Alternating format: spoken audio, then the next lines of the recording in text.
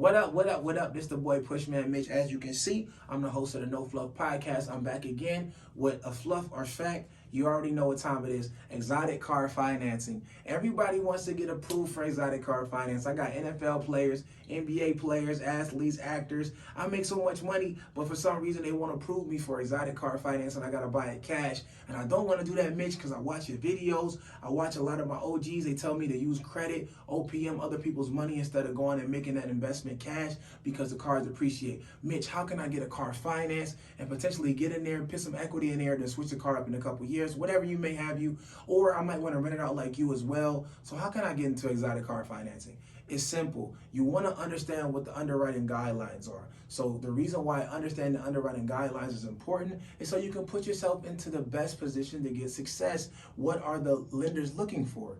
What are the lenders looking for so you can get your profile, your business, your company, you personally in position to actually go out there and get these loans? So what do underwriters look for when it comes to exotic cars? They look for stability. They look for history. So a lender is always going to look for this. Has this person had a car loan of this magnitude before? If you haven't, there you go. NBA, NFL players, that's your answer. You have never had an auto loan of that magnitude before. Some of you guys have never had an auto loan at all. So if you haven't had them, there's a tier system. Under 25,000, under 30,000, under 50, under 60, under 100,000. And then after you get over 100,000, that's when you're pretty much in the clear where you can pretty much get every car financed. Now, the issue is going to be this. Have you ever had one? No, if you haven't, you have to get one. So you can go to tier. You can potentially skip tiers if you have excellent credit. I do want that to be known. So if you had one for 25,000, under 25,000, you could potentially jump up to a $60,000 car loan, and then from 60 you can go up.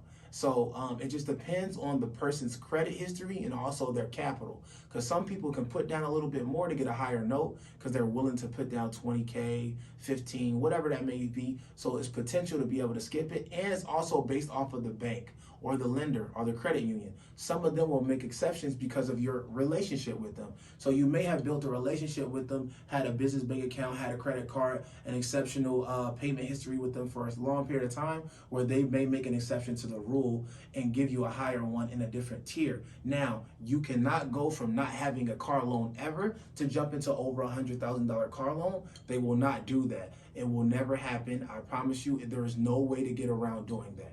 So you have to actually build up your credit report. So now, credit is important. So now, let me give you the exact picture they want to see.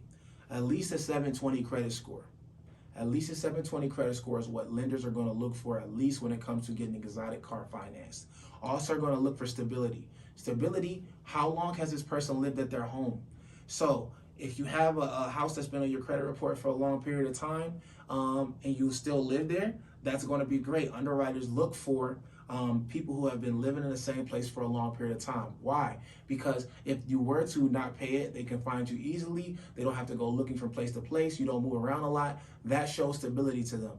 That goes the same for the workplace, a job. How long have you been working at your job? If you've been working at your job for a long period of time, that shows stability as well. And if it's a job that doesn't go away through pandemic or anything like that, things of that nature, that's even better. They like things that are stable, good jobs, and that's been going for a long period of time. Now, when that comes in, you may have a business. You may be an entrepreneur like myself. So in cases like that, we have S corporations where we actually work for our companies. So instead of you actually applying and saying that you own the company as a self-employed person, which you should never put you're self-employed.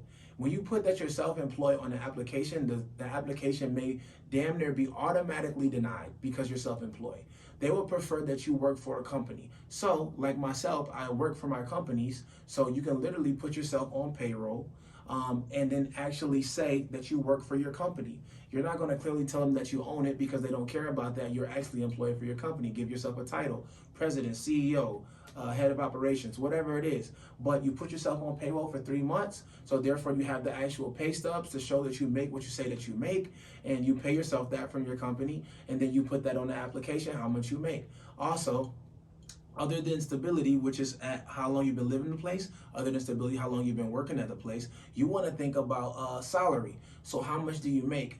Underwriters really care about how much you make, especially when it comes to exotic car financing. So when you say that you don't make double the car, it doesn't make sense to the underwriter that you are trying to get a car that costs so much.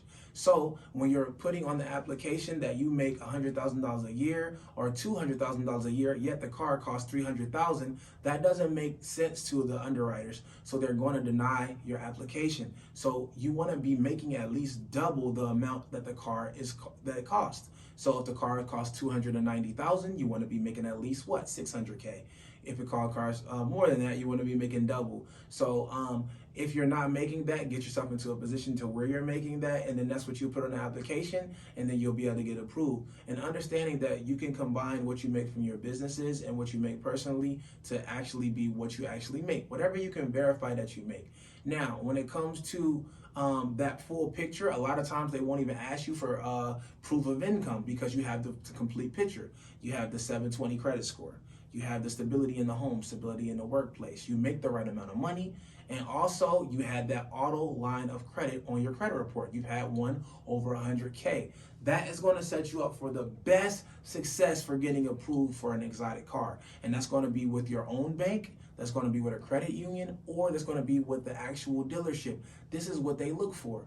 Of course, now when it comes to buying it in your company name, it's going to be a little bit different. If you have a business that's over 2 years old, if you have a business that's over 2 years old that you've been getting income for, that is actually a business that is still compliant, and you've been making a lot of income in that, you can actually personally guarantor it as well. So it won't show up on your personal credit report. It'll show up on your business, depending on the loan, depending on the lender.